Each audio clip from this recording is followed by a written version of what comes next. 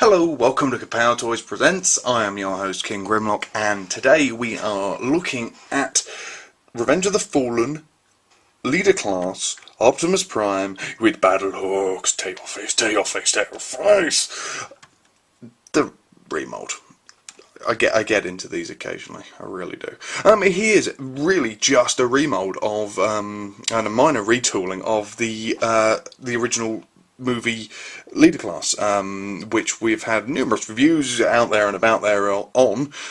People's one is exceptionally good and well worth a watch. And he does have a few minor differences, a few minor paint apps, but they're mainly in robot mode. He has battle damage to go with the new of death. I do believe he also has new sound effects. New sound button on the back. That's an old one.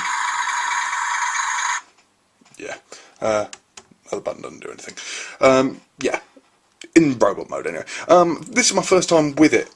First time with my hands on the toy, getting hold of this one at AA. And you know what? It's really nice. It's really nice, in fact. It's a good, solid, chunky toy. There's a lot of weight behind it as well. It's supremely detailed all over. Really nice.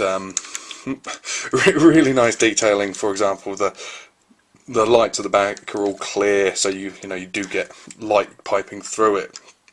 You can just about make it out on there. Really nice, and all the sculpted detail on the inside of like the whatever it's called, the attachment to put trucks into, trailers, yeah, all really nicely done, and the sculpted detailing all down the side, all the little rivets, and it's just very, very nicely done.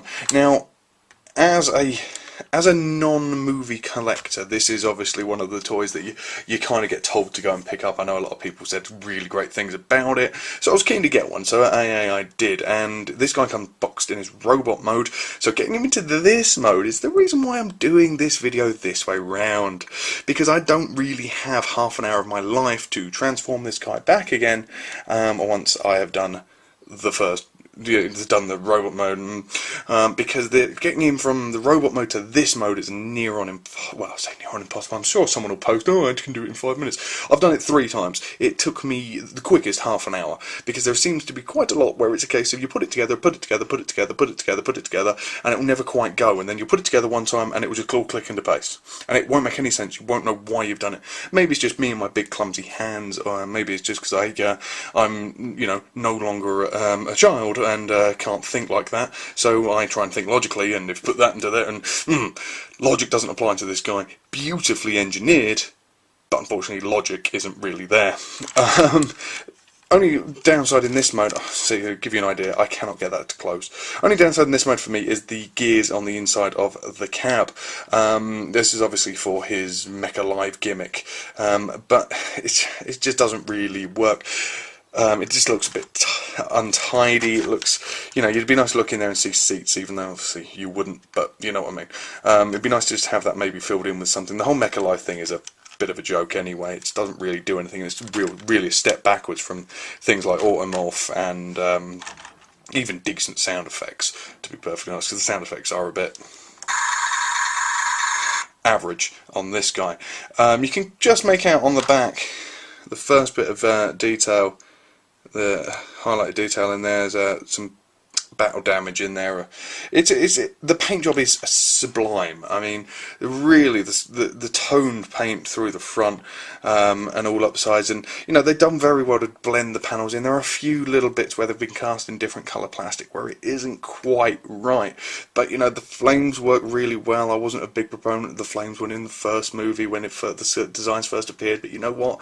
This truck almost wouldn't work without them now. And overall, this mode is gorgeous. The robot mode, as you will see shortly, is gorgeous as well. It's just the time it takes to get from one to the other. I'll be back in about a week, guys. And the thing you get with a Leader Class toy is, of course, the fact that he's too damn big for just about every camera on the planet. But yeah, I mean, fairly impressive. I'm going to go free cam at some points in this coverage, guys, so if you've just eaten your lunch, I apologise for any motion sickness I may cause. Now, the most different thing between this guy and the original one is, of course, his new toys. His new toys. Oh yeah. Battle hooks.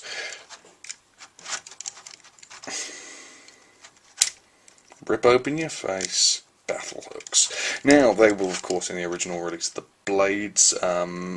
I couldn't possibly say how the blades are. All I know is these are loaded on a hair trigger. So you only have to look at them funny and they'll release. Now, unfortunately, due to the length of them, you do have a slight problem. The fact that they don't really fit anywhere and you can't straighten the arm with them in. You know, it is purely the fact that they are just too darn long. It's only a minor thing, I admit, but, and as you would for the most part display them with the hooks out, otherwise why would you have this version over the other version, or why would you get this version as well as the other version? So we will leave him as such. Now, the other thing, of course, is the battle damage, and we'll try and stand up, you fool. We will give you a brief tour of said battle damage. Now, actually, no, before that, get used to this, if you do get one. We must stop the Decepticons. Because literally, that will happen 10 to 15 times in the transformation.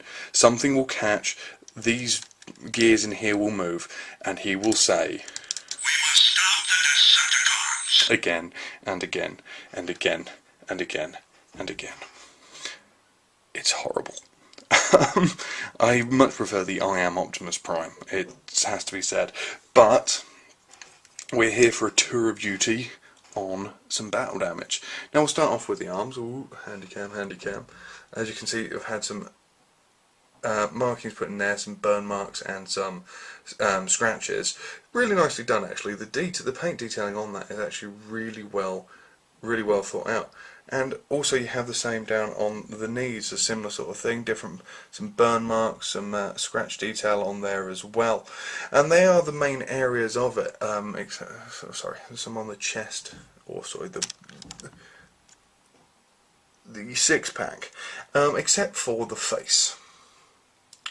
And it's the face where I have my biggest problem with, this big black scab on his face, which is a real shame, because the rest of the toy is absolutely fabulous, and a worthy pickup in my book anyway. Worth picking up if you have the original, quite possibly, yes, because the battle damage, other than this, which could of course be picked back out with a decent amount of paints, the battle hooks are a nice addition, and the battle damage is lovely. I really enjoy the fact that they've gone to town and they've put some real effort into actually making it look good. Overall, as I say, I'm not a Revenge of the Fallen fan, but I like this. I can see why people say it is a near-on masterpiece in quality. It's really nicely done, beautifully detailed all over, with some lovely paint apps, and a fantastic, if somewhat convoluted, transformation. Anyway, this has been King Grimlock with Revenge of the Fallen Battle Hooks Leader Class Optimus Prime, Leader Class Battle Hooks Optimus Prime, Battle Hooks Prime Optimus Leader, and we'll see you next time.